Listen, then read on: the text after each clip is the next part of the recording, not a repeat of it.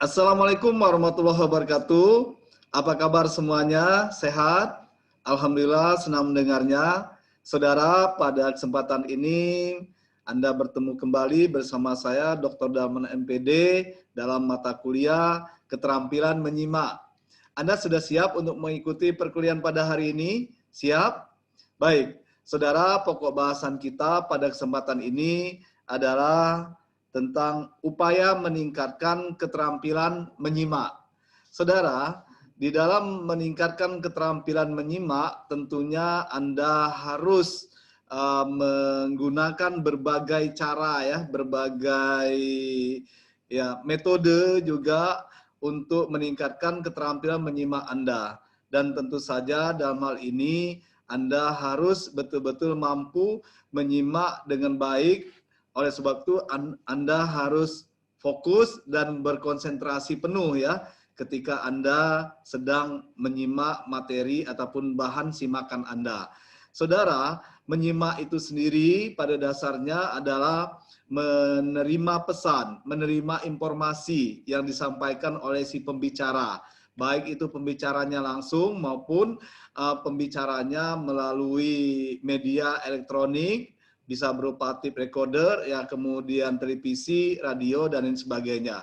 Oleh sebab itu, saudara, Anda memang harus memiliki pengetahuan tentang bagaimana upaya Anda untuk meningkatkan keterampilan menyimak Anda ya. Oleh sebab itu, saya akan menayangkan materi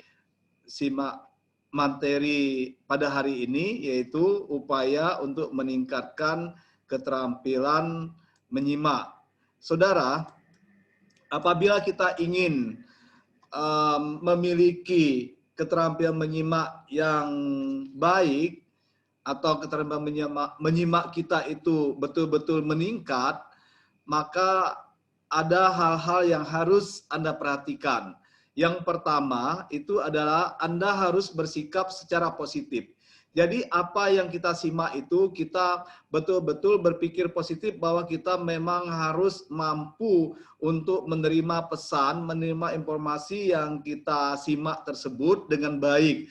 Dan tentu saja apa yang kita simak itu akan bermanfaat bagi kita, bagi keluarga kita, bagi orang lain ya, maupun bagi orang banyak sekalipun, yaitu misalnya itu bagi masyarakat luas, masyarakat umum. Oleh sebab itu Anda memang harus bersikap secara positif terhadap apa yang Anda simak. Dengan Anda bersikap secara positif itu berarti Anda betul-betul serius terhadap apa yang Anda simak, dan Anda akan fokus terhadap bahan simakan Anda ya.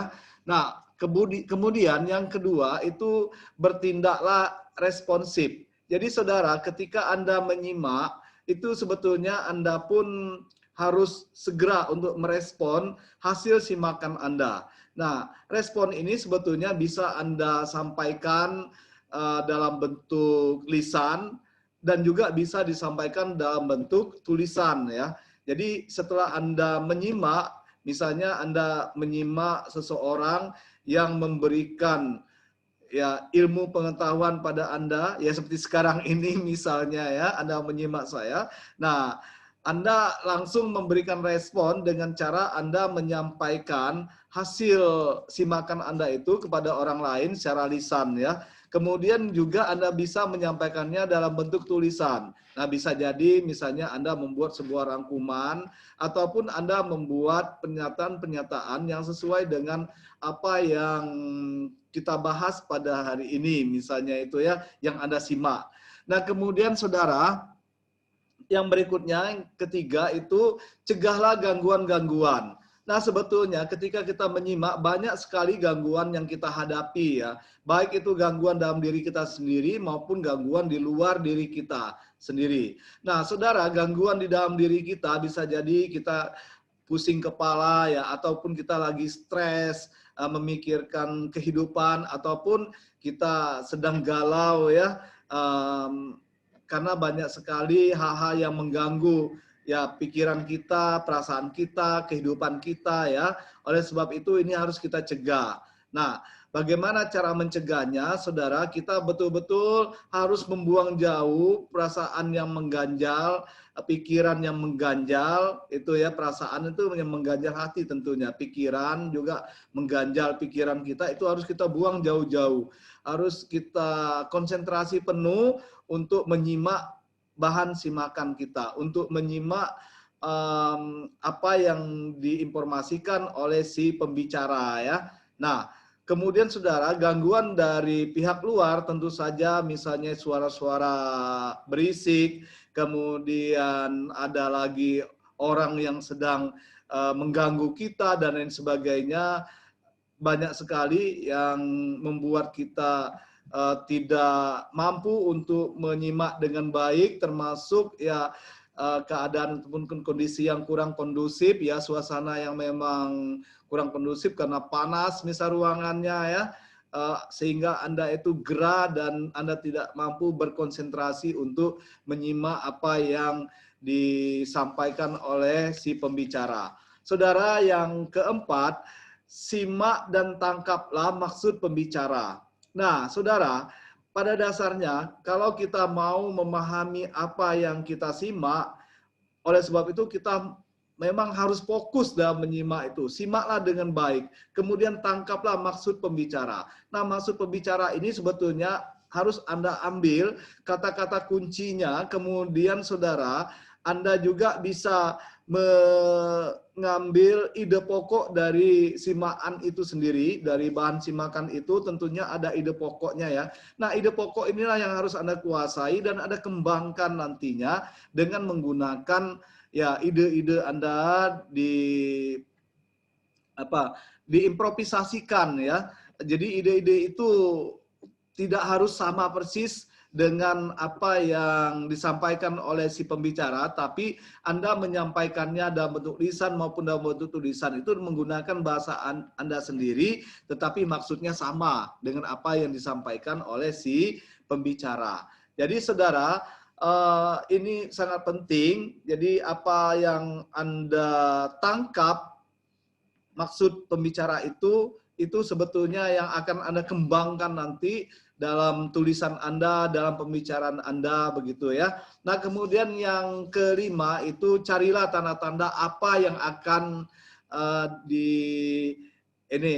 yang akan datang gitu. Tanda-tanda yang akan datang dalam arti kata bahwa tanda-tanda itu saudara ini bisa memprediksi kita bahwa sebetulnya yang kita simak ini akan mengarahkan penafsirannya kemana begitu. Anda bisa menafsirkan apa yang Anda simak itu sebetulnya mengarahkan ke sesuatu yang memang nantinya ini akan bermanfaat bagi Anda. Dan Anda bisa menebak bahwa apa yang Anda simak itu betul-betul ya bisa Anda gunakan nanti di kemudian hari. Kemudian yang keenam itu coba Anda cari rangkuman pembicara terlebih dahulu. Saudara, jadi ketika Anda ya menyimak, tentu saja Anda pun bisa mencari rangkuman pembicara. Biasanya pembicaraan itu ada rangkumannya ya. Oleh sebab itu sebetulnya Anda juga bisa membuat rangkuman pembicaraan terlebih dahulu ya, yang tentu saja bisa jadi seseorang memberikan ya powerpointnya ketika berbicara di kelas atau berbicara di tempat diskusi dan lain sebagainya. Saudara, itu sebetulnya ada rangkuman pembicaraan yang bisa Anda kelola di sana, yang bisa Anda pahami maksud dari rangkuman itu. Karena rangkuman pembicaraan itu sebetulnya inti-inti sari yang dibicarakan oleh si pembicara. Kemudian yang ketujuh itu nilailah bahan-bahan penunjang. Saudara, di dalam menyimak tentunya apa-apa saja yang menjadi bahan-bahan penunjang ini. Bahan penunjang itu sebetulnya pikiran tambahan ataupun pikiran penjelas, pikiran pengembang dari si pembicara itu ya. Itu yang harus kita lihat. Jadi di dalam pembicaraan itu ada yang namanya pikiran pokok ataupun ide pokok si pembicara ataupun ya pikiran utama si pembicara itu, sedangkan bahan-bahan penunjang ini adalah pikiran tambahan si pembicara. Nah, ini bisa kita nilai pikiran tambahannya itu sebetulnya akan membantu kita untuk menemukan pikiran pokok si pembicaranya. Kemudian saudara, yang ke-8, sebetulnya Anda harus mencari petunjuk-petunjuk non-verbal. Nah, petunjuk non-verbal ini saudara berarti kalau verbal itu kan biasa kita gunakan secara verbal, itu kita menggunakan kata-kata, untaian kata ya. Kalau ditulis untaian kalimat kan. Nah, kalau kita menyimak untaian kata itu kan itu kan verbal. Nah, jadi deskripsi pembicaraan itu verbal. Nah, non verbal ini Anda akan melihat bagaimana sikap si pembicara, bagaimana bahasa tubuh si pembicara, bagaimana si pembicara itu raut wajahnya, mimiknya ya. Jadi itu semua akan bermakna. Oleh sebab itu ketika dia berbicara dengan menggunakan bahasa tubuh itu sebetulnya petunjuk-petunjuk nonverbal yang bisa kita gunakan untuk menafsirkan maksud dari pembicaraan itu. Ya, ketika dia menggambarkan sebuah bola, tentunya dia akan menggambarkan bola itu bulat begitu kan, dengan menggunakan tangannya. Kemudian menggambarkan misal banyak orang, dia akan menentangkan tangannya, kemudian dia akan menyatakan bahwa ini bermanfaat bagi banyak orang misalnya. Nah, seperti itu. Berarti kita bisa menebak bahwa apa yang disampaikan itu sebetulnya untuk orang banyak misalnya ya. Nah, kemudian saudara, perlu juga Anda ketahui bahwa cara meningkatkan keterampilan menyimak itu sebetulnya bisa jadi yang pertama itu dengan cara pahami maksud pembicara. Nah, ini dia ya. Jadi kita itu sebagai seorang penyimak harus mampu memahami maksud si pembicara.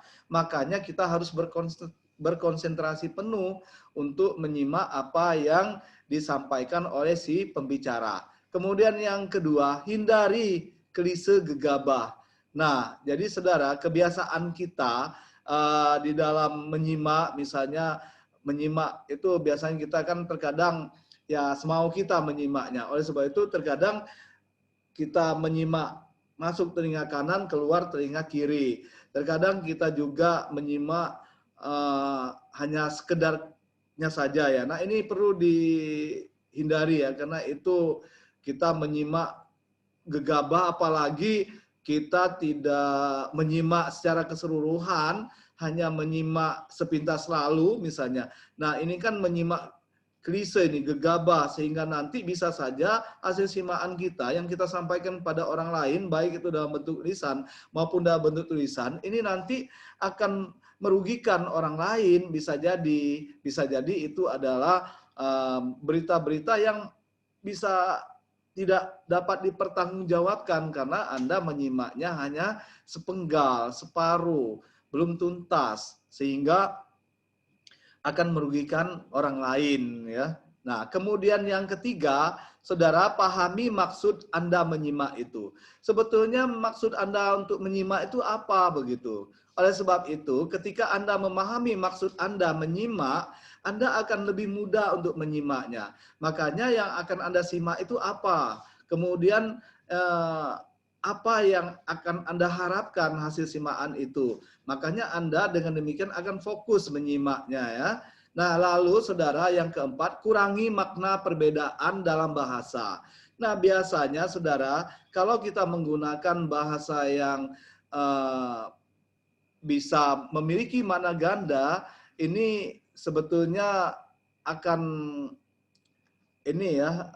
akan membuat kita menjadi bingung juga begitu. Misalnya si pembicara memiliki makna ganda atau rancu. Nah, sebetulnya saudara usahakan makna kurangi makna perbedaan dalam bahasa itu, ya yang jelas jadi ketika kita menggunakan bahasa yang berbeda, itu bisa jadi maksudnya sama. Seharusnya itu lebih bagus ya. Jadi kita juga bisa menafsirkan sebetulnya apa yang disampaikan oleh si pembicara itu dengan apa yang kita sampaikan pada orang lain itu sama maksudnya ya.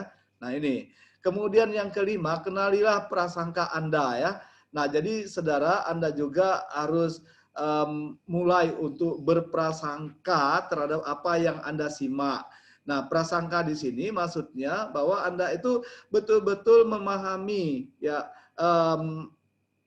penafsiran dari apa yang terjadi dan apa yang akan Anda lakukan itu nanti hasil simaan Anda. Jadi bisa jadi prasangka ini, oh ternyata ini sangat baik digunakan oleh orang banyak, makanya Anda menyampaikannya dalam bentuk lisan dan juga dalam bentuk tulisan. Oh ini tidak perlu disampaikan pada orang banyak, karena ini akan mengakibatkan orang itu menjadi ya apakah menjadi bingung ataupun orang tersebut akan menjadi sesat dan lain sebagainya. Oleh sebab itu ya ini sebetulnya prasangka Anda itu akan lebih mengena nantinya apabila Anda betul-betul banyak skemata ya. Skemata itu ada pengetahuan dan pengalaman yang Anda miliki sehingga hasil simaan Anda itu sebetulnya Anda sudah bisa menerkanya kemana. Bisa menebaknya kemana tujuan dari ya hasil simaan itu. Kemudian yang keenam, kenalilah prasangka pembicara. Jadi selain Anda mengenali prasangka Anda sendiri, Anda pun harus mengenali prasangka pembicara. Nah, kalau prasangka pembicara ini, saudara, berarti pembicara itu bisa berasumsi bahwa apa yang disampaikannya itu sebetulnya ya sangat menguntungkan bagi masa depan ya seseorang atau masa depan orang lain, masa depan bangsa misalnya. Nah, kita juga begitu. Jadi prasangka kita harus kita cocokkan ya, kita kenali juga prasangka pembicara itu, kita paham, oh maksud si pembicara itu, pembicara betul-betul setelah dia menyampaikan materi, menyampaikan bahan simaan, tentu saja si penyimak kita, misalnya yang menjadi penyimaknya itu mampu untuk mengimplementasikan hasil simaan itu. Nah, dan juga mampu untuk menyampaikannya kepada orang lain, baik dalam bentuk lisan maupun bentuk tulisan misalnya ya. Nah, seperti itu. Jadi prasangka dari pembicara itu memang harus kita kuasai juga. Lalu saudara, periksalah nomor 7 ya. Yang ketujuh ada periksalah fakta-fakta pembicara. Nah saudara, apa sebetulnya yang harus kita simak? Itu fakta-fakta yang disampaikan oleh si pembicara. Apakah benar? Apakah tidak gitu? Apakah fakta yang disampaikan itu betul-betul dapat dipertanggungjawabkan? Nah, itu perlu kita periksa ya. Perlu kita kuasai fakta-fakta yang disampaikan oleh si pembicara tersebut. Kemudian yang kedelapan itu simak sampai selesai. Nah, ini yang harus Anda lakukan bahwa ketika Anda menyimak si pembicara yang menyampaikan materi, menyampaikan bahan simakannya ya, ini harus Anda simak sampai selesai. Jangan sampai nanti Anda menyimaknya separuh-separuh sehingga nanti akan membahayakan diri Anda sendiri dan orang lain itu ya apabila kita menyimaknya tidak tuntas. Nah, oleh sebab itu di dalam menyimak harus betul-betul tuntas dan harus kita pahami secara keseluruhan. Kemudian yang ke-9 itu gunakan waktu senggang. Saudara, jadi ketika kita mau menyimak, bisa juga kita menyimak dengan santai dalam waktu senggang, atau bahkan ketika ada waktu senggang, kita akan memanfaatkan hasil simaan kita. Bisa jadi seperti itu. Tapi yang jelas ketika kita menggunakan waktu senggang kita untuk menyimak, sebetulnya banyak sekali hal ataupun informasi yang bisa kita dapatkan, kita peroleh ya, Karena menyimak itu pada dasarnya sama dengan membaca. Membaca itu kan sebetulnya proses untuk mendapatkan pesan, mendapatkan informasi dari si penulis. Nah, bedanya kalau menyimak itu adalah proses mendapatkan pesan, mendapatkan informasi dari si pembicara. Ya, jadi kalau membaca menggunakan mata, sedangkan menyimak menggunakan ya telinga sebagai media ininya ya, sebagai medianya. Saudara, saya kira itu ya yang dapat saya sampaikan. Saya yakin ini sebetulnya sangat mudah untuk meningkatkan keterampilan menyimak itu sendiri ya. Oleh sebab itu saya berharap Anda bisa menggunakan ya materi yang sudah kita bahas pada kesempatan ini untuk Anda praktikkan langsung apa yang sudah kita bahas, dan Anda pun saya minta untuk membuat sebuah rangkuman terhadap apa yang kita bahas tadi ya. Gunakan bahasa sendiri, itu lebih bagus ya, sehingga Anda paham betul terhadap apa yang saya sampaikan tadi. Kemudian Anda juga bisa membaca buku-buku yang berhubungan dengan upaya meningkatkan keterampilan menyimak, termasuk Anda pun bisa membaca bahan-bahan atau materi-materi yang ada di internet ya untuk menambah referensi Anda, dan saya kira Anda pasti bisa menyimak dengan baik ya. Lakukan, silakan dipraktikkan menyimak dengan baik ini sehingga nanti upaya meningkatkan keterampilan menyimak Anda betul-betul bisa Anda wujudkan begitu, dan hasilnya betul-betul real nantinya ya. Baik saudara, saya kira sekian. Terima kasih atas perhatian Anda. Sampai jumpa pada perkuliahan berikutnya. Saya Eri. Wassalamualaikum warahmatullahi wabarakatuh.